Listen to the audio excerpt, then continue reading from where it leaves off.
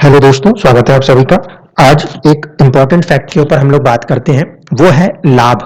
बहुत सारे लोग क्या होता है, सिर्फ अपने लगन कुंडली के 11वें भाव पे फोकस करते हैं, और क्योंकि 11वें भाव से हम लाभ स्थान मानते हैं उसको, वहां से हम किसी भी प्रकार के लाभ को देख सकते हैं। लेकिन सिर्फ एक हाउस के ऊपर कोई भी प्रिडिक्शन कभी भी पराशर सिस्टम में नहीं होती। उसमें एक पर्टिकुलर प्लैनेट को कोई रोल दिया गया है, उस ग्रह से भी उतने ही भाव आगे जाकर कोई रिजल्ट्स अगर होते हुए नजर आते हैं, तब जाके हम कहते हैं कि हाँ, ये चीज पूरी हो पाएगी।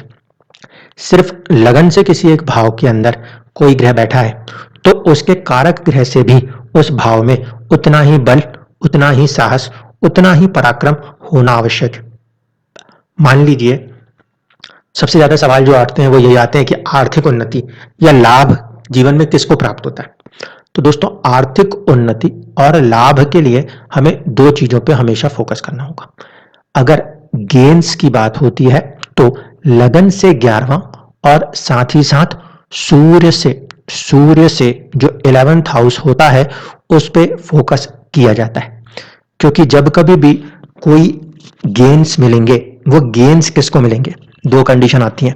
एक, या तो शरीर को मिलेगा या फिर वो आत्मा को मिलेगा, पुण्य आत्मा को मिलेगा।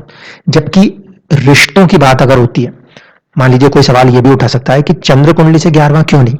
चंद्रमा जो है वो रिश्तों को और भावनाओं को दर्शाता है, जबकि अगर ट्रू सेंस में कोई लाभ हो रहा है, उससे आपकी वैल्यू, आपका प्राइड, सूर्य, आपकी आत्मा, उसे कुछ प्राप्त हो रहा है, और साथ ही साथ आपके शरीर को कुछ लाभ हो रहा है। अगर चंद्रमा से 11वें की बात करते हैं तो वो मन की खुशियां हैं। यानी कि अगर चंद्रमा से 11वें में वो कॉम्बिनेशन देखेंगे आप लोग, तो वहां पे आपको रिलेशंस के मामले में या मन की खुशियों के मामले में बात पता लगेगी। लेकिन यदि हम सूर्य से 11वां और लगन से 11वां देखेंगे, लगन क्योंकि मटीरियलिस्टिक साइड है और सूर्य आत्मा, तो जब आत्मा से 11वें पे कोई ग्रह आता है, उसके प्रभाव से जीवन के अंदर उन्नति के रास्ते ज्यादा खुल जाते हैं। कई बार लगन से 11वें में ही ग्रहों से भी आपको ये चीजें देखने को मिलेंगी। पहले एक बार थोड़ा सा रीड आउट कर लेते हैं कि किसके कंटेक्स्ट में क्या देखें, और इसके बाद फिर हम चलेंगे कुछ कुंडलियों के अंदर इन कंसेप्ट्स को लगाने की कोशिश करेंगे। फादर के बारे में यदि देखना हो तो ऐसा माना जाता है कि 9th हाउस फ्रॉम द लग्न और 9th हाउस फ्रॉम द सूर्य, क्योंकि सूर्य पिता के कारक होते हैं।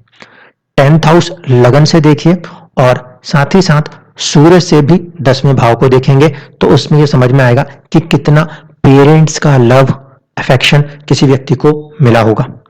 11वां भाव अगर हम लगन से देखते हैं और 11वां भाव हम यदि सूर्य से देखते हैं, तो ऐसी स्थिति में एक तरफ फादर की लॉन्गेविटी समझ में आती है, और कहीं ना कहीं इससे आने वाले जो गेन्स हैं वो भी समझ में आते हैं। जो चीज लगन से चौथे भाव से देख रहे हैं, वही चीज चंद्रमा से चौथे भाव से भी देखेंगे। और ऐसे स्थिति में, क्योंकि मैंने कहा रिलेशंस की बात है, तो माता का स्वास्थ्य या किसी के माता के संबंधित कोई भी चीज देखनी हो तो लगन से चौथा और चंद्रमा से चौथा देखा जाता है। जो चीज लगन से देखी जाती है, ध्यान रखिएगा, जो चीज लगन से देखी जाती है, इसका मतलब हमारा स्वास्थ्य, वही चीज एग्जैक्टली चंद्रमा की राशि से भी देखी जाती है। इसीलिए चंद्र लगन को सेकंड पावरफुल लगन मानते हैं लगन कुंडली के बाद।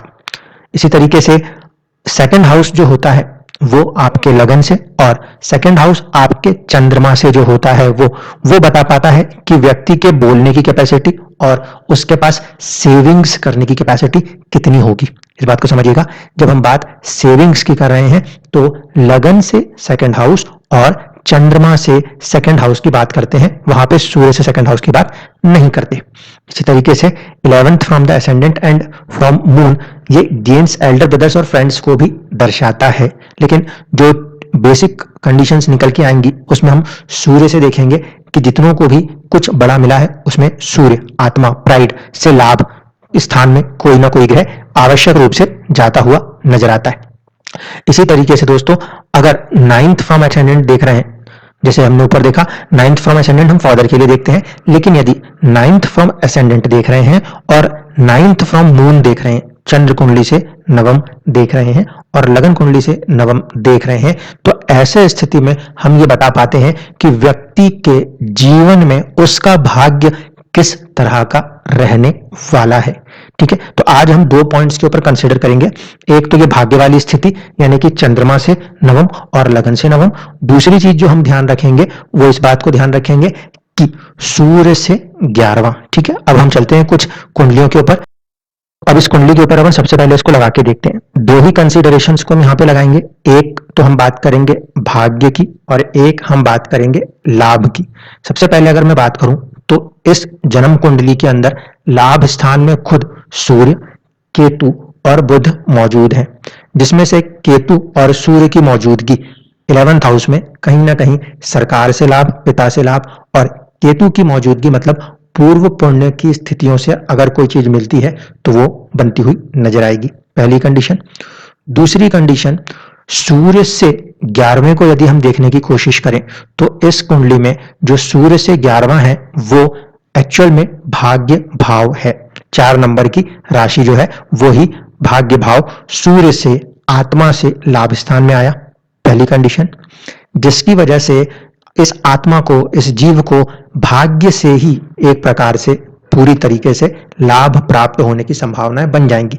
ये कंडीशंस मोस्टली उन चार्ट्स में देखने को मिली हैं जहां पे सूर्य देव कहीं ना कहीं 11th हाउस में प्लेस्ड हुए हैं। लेकिन इसमें ध्यान रखिएगा, सूर्य देव जब 11th हाउस में प्लेस्ड हो रहे होंगे तब उनकी राशि मित्र राशि होगी तो ज्यादा अच्छी कंडीशन होगी। अगर यही स्थिति सूर्य की शनिदेव की राशि में बन जाए तो कहीं ना कहीं स्ट्रगल देखने को मिलेगा। अब दूसरे पॉइंट पे आइए। यहां पे लगन से और साथ ही साथ चंद्रमा से, दोनों से नवम जो है वो एक ही है, और दोनों में ही जो नवम है उसका संबंध किससे हो रहा है? चंद्रमा की राशि से हो रहा है। चंद्रमा एक सौम्य ग्रह माना जाता है, सूर्य से 3 घर आगे है, कहीं ना कहीं पॉजिटिव साइड है। फिर मंगल के साथ ही चंद्रमा की मौजूदगी है और शुक्र जिसकी राशि में वो उच्च होते हैं वो भी उनसे केंद्र में है। ऐसे स्थिति में नीच भंग राजयोग पूरी तरीके से बनेगा, केंद्र में ही है, चंद्रमा से केंद्र में भी है, मंगल साथ में भी है, और जिसकी राशि में चंद्रमा उच्च होते हैं वहां पर शुक्र वो भी उनसे केंद्र में। तो नीच भंग राजयोग और इन दोनों कंडीशनों के कारण कहीं ना कहीं जो 9th हाउस लॉर्ड है उसको सपोर्ट मिल रहा है, तो भाग्य भी बलवान हो रहा है और सूर्य से 11वें में भाग्य यानी कि लाभ नेचुरल बनता हुआ नजर आता है। अब एक कुंडली हम देखते हैं अमिताभ बच्चन जी की। देखिए, अमिताभ बच्चन जी की कुंडली के अंदर हम बात करें, पहला कंसिडरेशन देखते हैं कि लाभ स्थान जो है, लगन कुंडली से जो लाभ स्थान है उसका स्वामी हमें छठे घर में जाके दिखाई देता है, जो कि बहुत अच्छी स्थिति तो नहीं दिखाई देती अमूमन, लेकिन थोड़ा गौर से देखा जाए तो एक बात बनेगी। पहली बात तो ये कि वो एक शुभ ग्रह था, गुरु।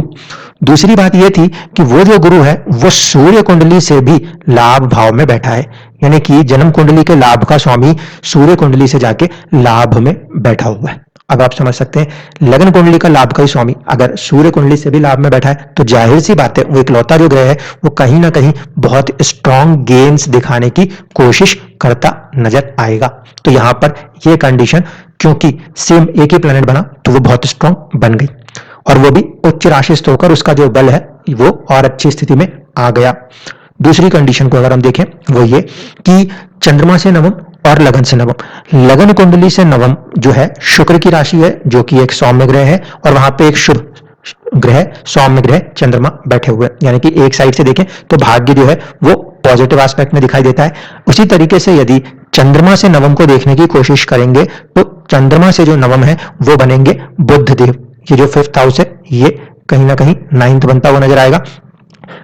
और ऐसी कंडीशन में हम देखें तो बुध देव जो है वो अपनी उच्च राशि में जाके बैठे हुए, फिर से वही कंडीशन आ गई, सौम्य ग्रहों की राशि और सौम्य ग्रह मौजूद हैं भाग्य में, लगन कुंडली से नवम में भी और चंद्र कुंडली से नवम में भी भाग्य यहाँ पे बहुत अच्छा और शुभ रूप से साथ देता हुआ नजर आता है। सूर्य कुंडली से 11th, लगन कुंडली से 11th और चंद्र कुंडली और लगन कुंडली से 9th को हम फोकस करते हुए चल रहे हैं। अब देखिए अगला एक एग्जांपल देखते हैं मनमोहन सिंह जी का।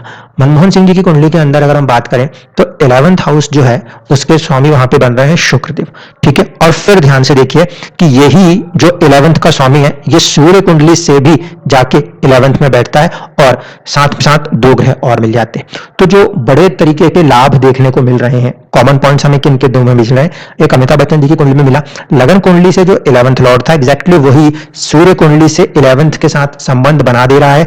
ऐसे स्थिति में कहीं ना कहीं आत्माओं को बहुत ही बड़े फायदे देखने को मिल रहे हैं, लाभ की अगर हम बात करें तब।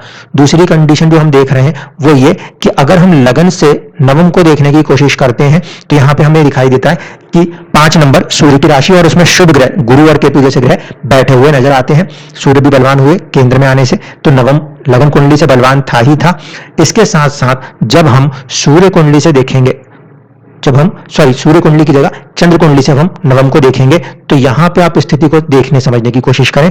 इस कंडीशन में भी गुरु जो है वो कहीं ना कहीं 9th हाउस लॉर्ड बनते हुए नजर आते हैं, ठीक है। और फिर बात वही थी कि शुभ ग्रह, अगर गुरु जैसा शुभ ग्रह कहीं ना कहीं संबंध जोड़ता हुआ नजर आ रहा है एक तरफा भाग्य के साथ। पहली कंडीशन में लगन से नवम में वो खुद बैठे थे, और दूसरा चंद्र कुंडली से वो नवम के स्वामी थे। ऐसी कंडीशन में सौम्य ग्रह होने की वजह से थोड़ा आसानी से, और लेकिन भाग्य की उन्नति बहुत अच्छी देखने को मिलती है। तो ये कुछ ऐसे कंडीशंस हैं जिससे आप लगा के चेक कर सकते हैं कि अगर आपकी लगन कुंडली से 11th और सूर्य से 11th में बैठे हैं, या फिर आपके लगन कुंडली से 9th देखने के बाद आपको चंद्र कुंडली से 9th हाउस को भी देखना है, तब आप अपने भाग्य को समझ पाएंगे। और यदि सूर्य से 11th को देख रहे हैं तो आप अपने जीवन में लाभ को समझ पाएंगे। धन्यवाद।